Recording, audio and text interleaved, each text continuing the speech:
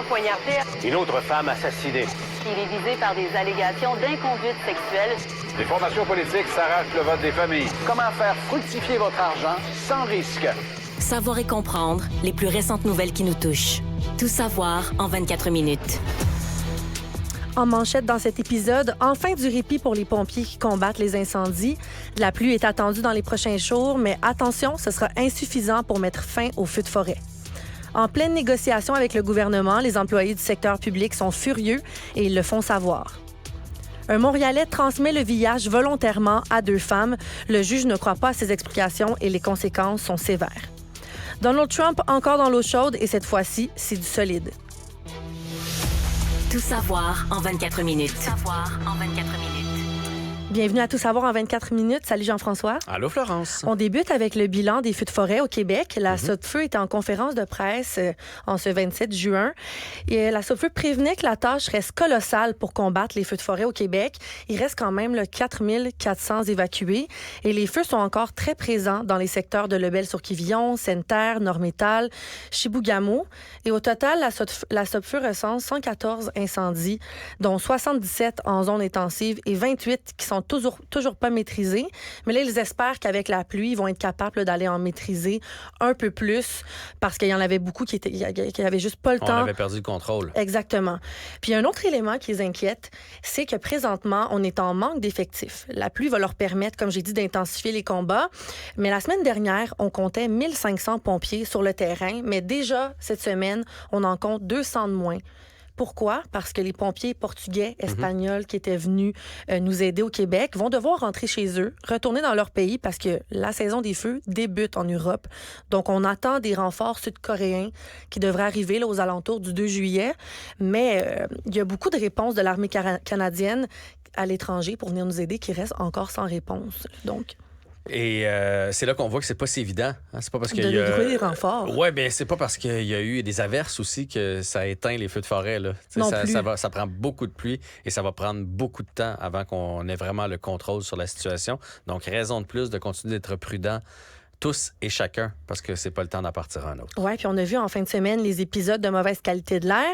Là, on dit que les épisodes sont maintenant terminés, mais la santé publique demande à la population de surveiller les alertes d'infosmog sur les différents sites comme Environnement Canada, Météo Média, parce qu'on se rappelle, en fin de semaine, Montréal a été classé là, dans les plus grandes villes avec la pire qualité de l'air au monde, mais on a été chanceux parce qu'aucune hausse d'hospitalisation ou de fréquentation de l'urgence a été observée depuis.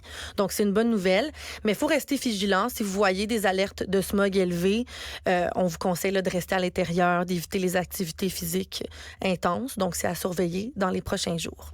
Je voulais aussi vous amener un petit tour d'horizon des feux de forêt à l'international. On a vu hier que la fumée du Québec causée par les feux de forêt a traversé l'océan, a traversé l'Atlantique, a été aperçue au Portugal. Et on a su aujourd'hui que notre fumée s'est rendue jusqu'en France. Je trouve ça quand même incroyable de savoir que la fumée se rend jusqu'à là-bas, mais on dirait qu'on n'est pas sûr encore sur si notre fumée va avoir un effet là-bas. Est-ce que ça va affecter la santé des gens? Oui, aussi est dispersée, rendue assez haute, puis que, bon, on peut le voir avec nos satellites, mais ça ne veut pas dire nécessairement que quand ils vont sortir sur leur balcon, les Français qui vont voir la fumée, puis qui vont avoir le même petit...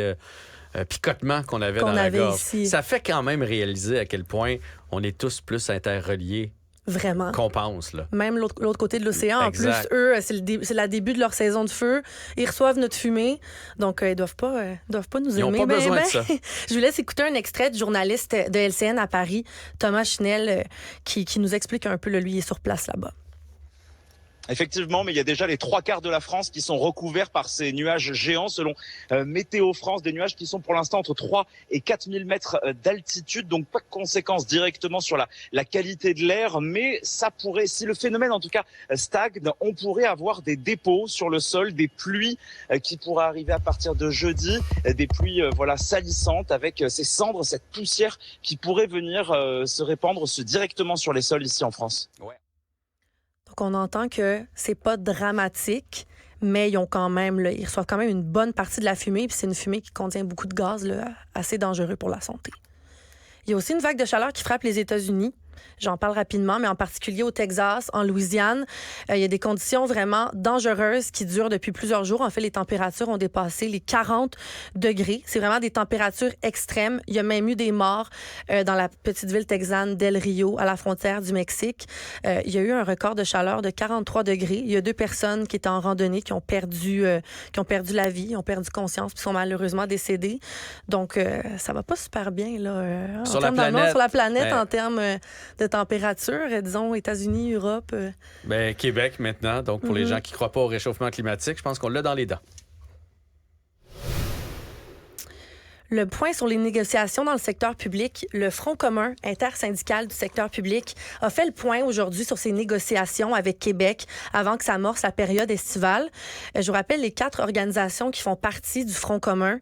Il y a la Confédération des syndicats nationaux, la Centrale des syndicats du Québec, les Fonds de solidarité FTQ et l'Alliance du personnel professionnel et technique de la santé et des services sociaux. Donc, ce gros Front commun-là rassemble les employés du secteur public. Ils ont fait le point ce matin et la présidente de la FTQ, Magali Picard, affirme que les négociations là, n'avancent pas du tout puis que le gouvernement les écoute pas. Ça s'enligne assez mal pour l'automne. Le Front commun veut vraiment faire comprendre leur sérieux puis que si le gouvernement écoute pas, ben la grève va vraiment être déclenchée. Et si elle est déclenchée, Jean-François, c'est 420 000 employés qui vont partir en grève. Donc, ça s'enligne pas super bien. Ça s'enligne pas bien, mais en même temps, on a l'impression que c'est inévitable. On dirait maintenant, à chaque fois qu'il y a une négociation avec le gouvernement, ça se règle pas. Il y a des menaces d'un bord puis de l'autre. Ça s'en va en grève. Souvent, on finit par régler le conflit, puis on est déjà en retard sur la prochaine convention. C'est ça, on règle le conflit, mais finalement, on doit repartir encore. J'ai l'impression que c'est un cercle vicieux, puis que tout le monde s'attend à ça. Que des 2 parties font, de toute façon, ça va pas se régler, là, puis ça va se régler une fois l'échéance passée. Faudrait peut-être revoir nos pratiques. Surtout sur le plan salarial, ce que le Front commun revendique, c'est une hausse de salaire de 100 $ par semaine pour tous les travailleurs du secteur public pour 2023. Mais ce que le gouvernement, eux, offre de leur côté et persiste à offrir, en fait, c'est une hausse salariale de 9 % sur 5 ans. Donc, c'est vraiment loin du 100 $ par semaine demandé. Puis, je tiens à vous rappeler que l'inflation a été de 6,7 % uniquement pour 2022. Et le gouvernement offre 9 % Donc, disons... Sur 5 ans. Sur 5 ans. Donc, disons que ça choque les gens qui...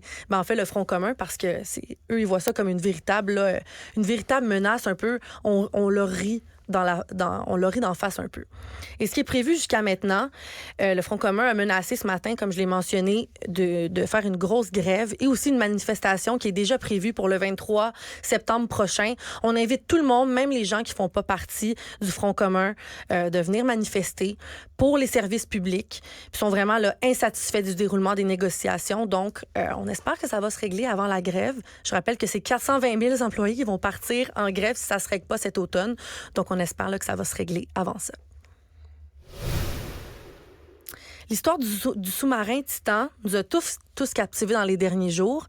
Et il y a une énorme opération de recherche, je le rappelle, qui avait été menée pour retrouver les 5 passagers du submersible qui étaient perdus dans l'océan. L'engin, on a appris il y a quelques jours, a explosé sous la pression de l'eau, non loin de l'épave du Titanic. Et la question qui reste sur toutes les lèvres en ce moment, c'est qui va payer cette fameuse facture-là? Parce que les recherches... Ça a coûté cher. À chaque jour, c'était des milliers de dollars et c'est nous qui allons payer en bout de ligne. Oui, on a annoncé que ça allait probablement être les contribuables qui allaient payer la facture de cette grosse opération-là. Le Canada et les États-Unis, en fait, avaient eu l'obligation, en vertu des traités internationaux, d'aller en aide dans les recherches.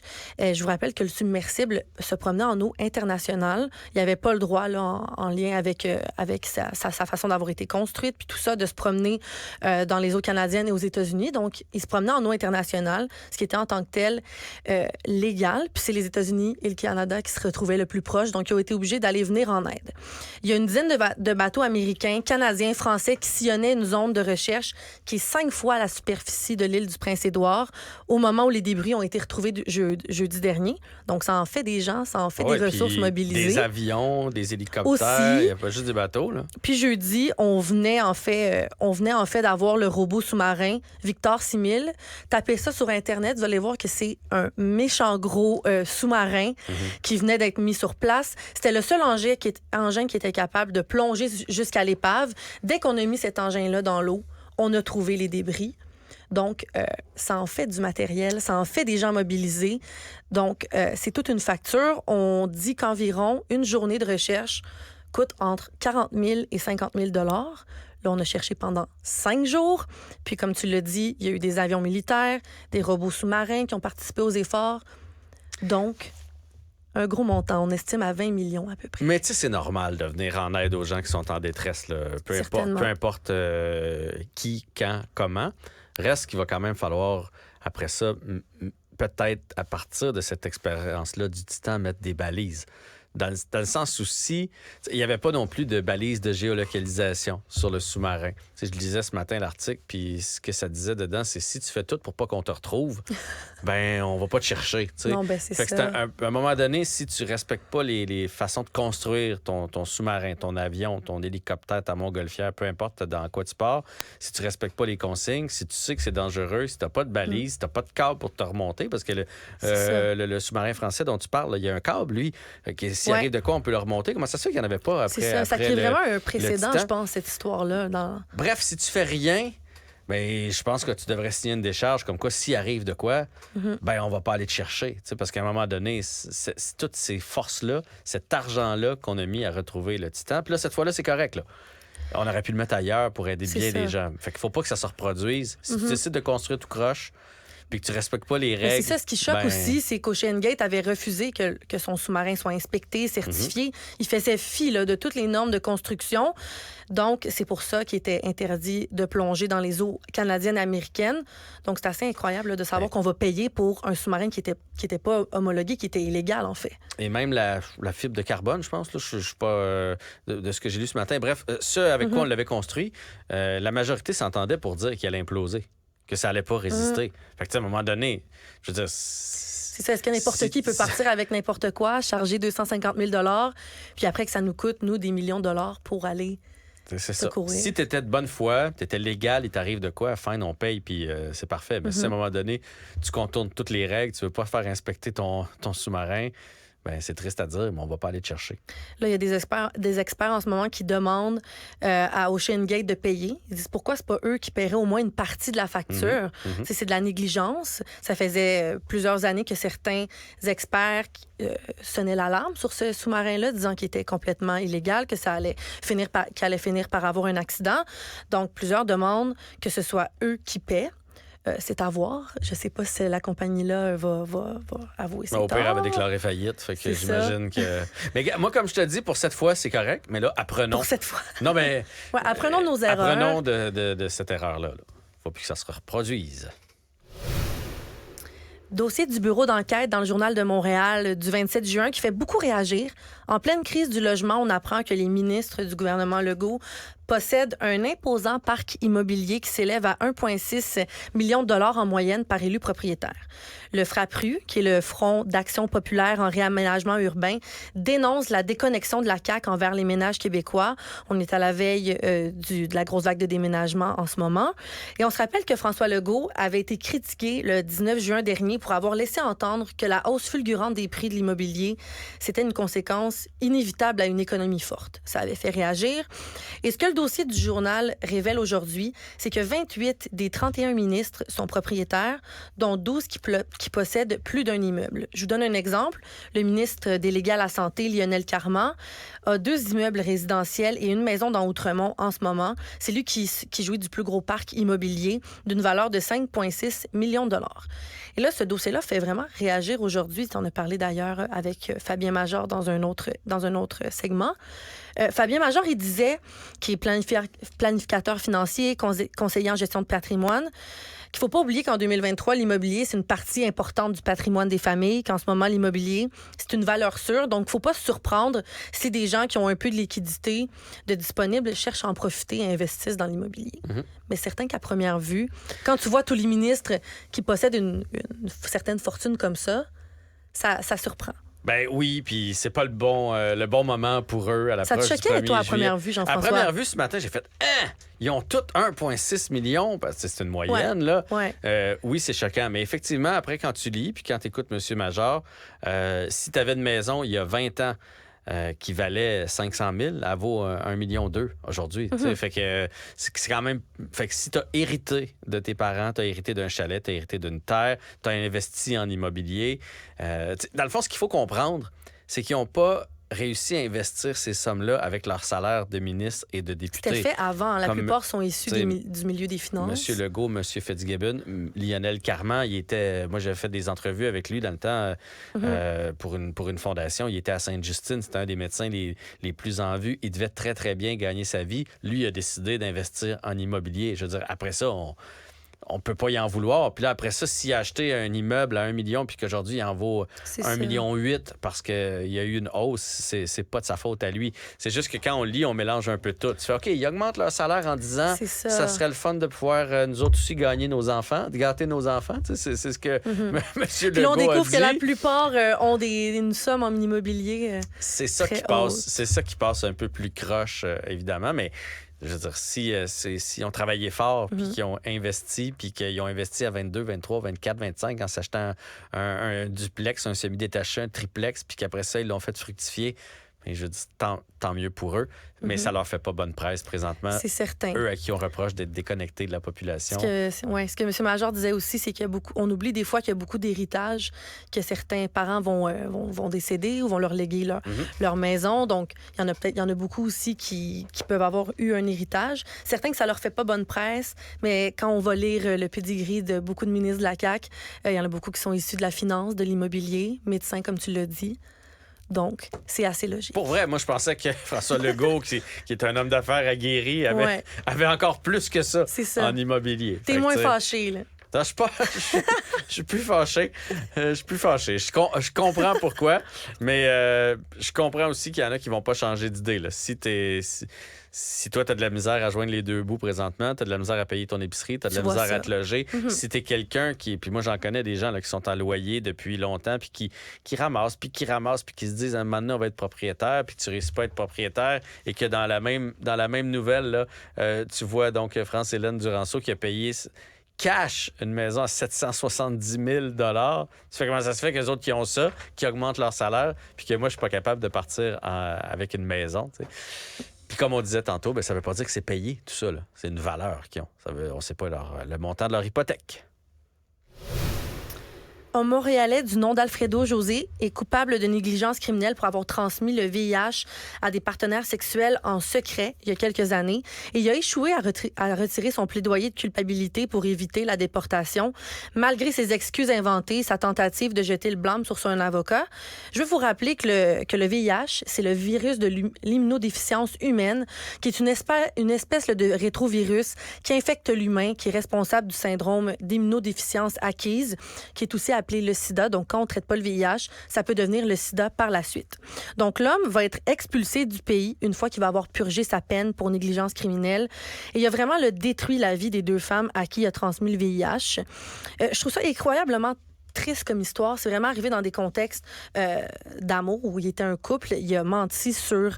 en fait, il a carrément pas dit sa maladie, puis il l'a transmise à deux femmes. Une première partenaire en 2008. Et ensuite, 7 ans plus tard, il aurait fait la même chose à une autre femme sans l'aviser qu'il était porteur du virus, ce qui est criminel. Tu peux pas avoir une maladie, avoir une relation sexuelle avec quelqu'un et pas l'avertir en vertu de la loi. Pour ce qui est de la peine, au début, il était accusé d'agression sexuelle grave, mais son avocat a réussi à réduire les accusations à de la négligence criminelle causant des lésions. Mais là, il s'est fait prendre dans ses mensonges parce que le juge a décidé qu'il allait être déporté après sa peine parce que c'était un immigrant, en fait. Et là, depuis 3 ans, il fait tout pour pas quitter le Canada. Mais Jean-François, il a été complètement le pris dans ses mensonges. Je vais vous en dire quelques-uns. Il a plaidé l'obstacle de la langue, disant qu'il comprenait pas les accusations, mais pourtant, on a découvert qu'il parlait français avec ses proches. Il a tenté de faire passer son avocat pour un incompétent en disant qu'il ignorait qu'en plaidant coupable, il allait être expulsé du pays. Puis pour mettre toutes les chances de son côté, il a tenté de faire croire qu'au moment de ses torts, ses capacités cognitives étaient diminuées. Donc, c'est pour ça qu'il n'avait pas averti ses deux partenaires. Donc, écoute, le juge en ce moment ne le croit pas du tout. On le croit pas non plus. Merci. Il n'y a pas grand-chose à dire sur ce sujet-là, mais c'est assez c'est triste pour les femmes, c'est incroyable. Ça change une vie, ça bouleverse une vie, puis c'est des victimes là-dedans. C'est une TSS, enfin une infection qui se traite pas réellement. Tu peux prendre des médicaments, mais quand tu développes le sida, tu peux finir par en décéder. Donc, oui, c'est vraiment très triste. On va savoir bientôt sa peine de prison, puis quand il va l'avoir purgée, il va être déporté. Savoir et comprendre. Tout savoir en 24 minutes. Le Journal de Montréal et Cube Radio ont appris aujourd'hui que l'homme d'affaires très connu, Vincent Guzzo, qui est le grand patron des cinémas Guzzo, fait face à la justice criminelle. Il est accusé de harcèlement et de non-respect des conditions. Il a comparu au palais de justice de Montréal dimanche pour être formellement accusé par la suite de 2 crimes et il a plaidé non coupable. Et là, ça vient tout juste de sortir, Jean-François, une déclaration de Vincent Guzzo, publique, une déclaration où il mentionne là, que en fait, tout ça relate d'un enjeu familial qui a malheureusement été rendu public. Et je vous cite un extrait. Il dit que le problème actuel est entre lui, la présumée victime, et ses avocats. Donc, il n'y a aucune information qui va être diffusée concernant le déroulement, le contenu de sa procédure de divorce en cours, qui ne donnera pas d'entrevue sur le sujet et d'être respectueux envers sa famille, ses enfants, dans tout ça. Ses 3 enfants, là, il dit que ça a été tout un choc déstabilisant pour lui lors de son arrestation. On va respecter ça, mais on va suivre le dossier de près. Il y a quand même quelques détails qui sont sortis par le Journal de Montréal. M. Guzzo a passé la nuit de dimanche dernier en prison avant d'être libéré le lendemain. Et les faits d'harcèlement criminel qui lui ont reproché se sont déroulés entre novembre 2022 et le 23 juin dernier. Donc, selon les informations du journal, il s'était fait passer les menottes une première fois à la mi-juin après une intervention policière. Et il avait été par la suite libéré avec une promesse de comparaître et des conditions à respecter. Et tout ça relaterait là, d'une histoire de contexte conjugal. Donc, on va suivre ça là, dans les prochaines semaines. Mais selon le Journal de Montréal, l'harcèlement criminel qui lui est reproché est passible d'un emprisonnement maximal de 10 ans de prison. Donc, quand même, c'est un gros dossier. Donc, on va suivre ça là, dans les prochaines semaines. On parle abondamment dans les dernières semaines et chaque veille du 1er juillet des abandons d'animaux. Mais c'est encore pire cette année. La SPCA de Montréal note une vague d'abandon d'animaux de compagnie sans précédent. Ils estiment que 230 animaux de plus ont été abandonnés, contrairement à l'année dernière. Donc, c'est quand même énorme. Puis pourquoi, Jean-François, c'est vraiment une grosse augmentation? C'est vraiment simple, parce qu'on manque de logements. Donc, les gens ont de la difficulté à se trouver un logement, de se trouver un logement pas cher et aussi les animaux. Et avec un propriétaire qui accepte les animaux. Il y a de moins en moins de propriétaires qui acceptent les animaux, donc les gens se retrouvent obligés, d'abandonner leur animal ou leur logement. Puis souvent, quand on trouve un logement abordable, qu'on peut pas avoir l'animal, quand ça fait je sais pas combien de visites qu'on fait, on se retrouve obligé. Ouais, puis il y a eu toute la pandémie où les gens adoptaient des chats, des chiens pour avoir de la compagnie, pour pas se retrouver seuls, pour avoir un divertissement aussi, parce que c'est le fun, un jeune chiot, un chat, puis ça faisait de l'activité dans la maison, etc., etc. Mais là, on est moins là. Hein? On sort un peu plus, puis le chat, le chien, il est dérangeant dans bien des cas. Puis là, on réalise qu'on va avoir ça pour 10, 12 années. Et moi, j'ai l'impression que oui, il y en a que c'est contre eux, là, qui voudraient bien le garder, malheureusement, qui ne peuvent pas pour toutes les raisons que tu as énumérées, mais j'ai comme l'impression qu'il y en a qui font comme « Ah, ben là, regarde, c'est compliqué, j'ai plus le temps de m'en occuper. » Et on parle d'inflation beaucoup présentement. Ça coûte cher avoir un animal de compagnie. C'est ce qu'on réalise aussi. Oui, il y en a beaucoup qui oublient les frais de vétérinaire quand on achète... Quand on achète un. Vétérinaire, entretien, nourriture, etc., etc. Fait que j'ai comme l'impression qu'il y en a peut-être qui ont le laisser aller plus facile que dans les autres années. C'est assez incroyable. Malheureusement, cela dit. Oui, c'est vraiment triste. Là. La SPCA dit qu'en ce moment, ils ont 600 animaux qui attendent de trouver une famille. Là. 600, c'est beaucoup. Beaucoup d'animaux abandonnés. Puis on parle pas dans tout ça là, de toutes les conséquences que ça fait sur l'animal. Après, les gens vont aller pour les adopter. Puis l'autre va avoir été abandonné. Donc, ça fait des conséquences aussi sur le mental de l'animal. Puis après, ça crée une chaîne où que les gens vont se mettre à les réabandonner aussi. Puis là, c'est avant le 1er juillet. Donc, imaginons une fois le 1er juillet passé. Florence Lamoureux, c'était Tout savoir en 24 minutes. Mission accomplie.